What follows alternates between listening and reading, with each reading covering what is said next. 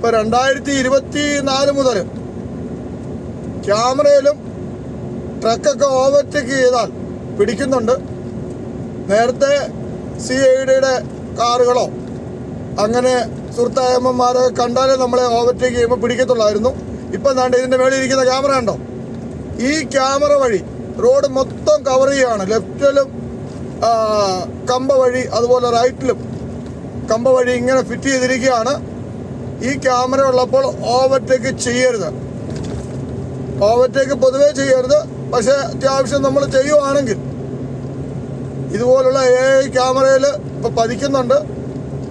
വണ്ടി ലൈൻ തെറ്റിച്ച് പോയാലും അതുപോലെ കിതാകിത ഓടിച്ചാലും 2 ലൈൻ പിടിച്ച്, ഉദാഹരണം വേണ്ട ഇങ്ങനെ ആണ് ഇപ്പുറത്തും അപ്പുറത്തോട് ഓടിച്ച 2 ലൈനെ പിടിച്ചാൽ ഇപ്പം ഞാൻ ഓടിക്കുന്നത്. ഇങ്ങനെ ഓടിച്ചാലും ക്യാമറയിൽ പതിഞ്ഞാൽ റിയാദ് റോഡിലൊക്കെ 3000 റിയാലാണ്.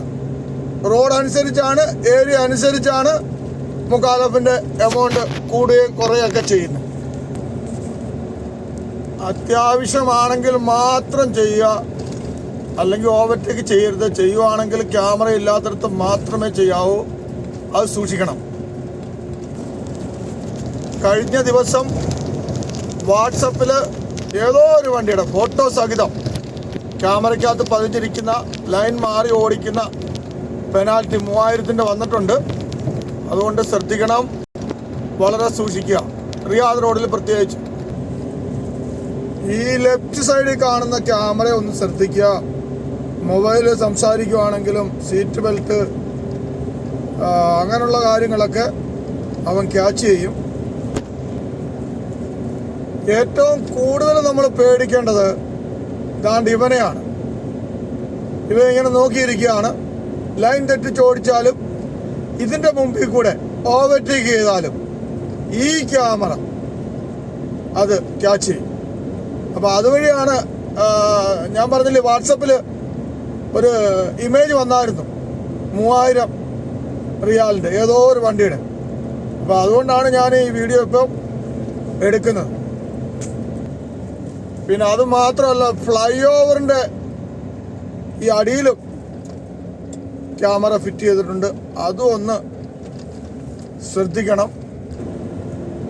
അതുപോലെ കൂട്ടുകാരെ, വീഡിയോ സൗദി അറേബ്യയിൽ നിങ്ങളുടെ കൂട്ടുകാർ വണ്ടി ഓടിക്കുന്നുണ്ടെങ്കിൽ അവർക്കൂടെ ഒന്ന് ഷെയർ ചെയ്ത് കൊടുക്കുക. വീഡിയോ കണ്ടുകൊണ്ടിരിക്കുമ്പോൾ ഒന്ന് ലൈക്ക് ചെയ്യാൻ മറക്കരുത്.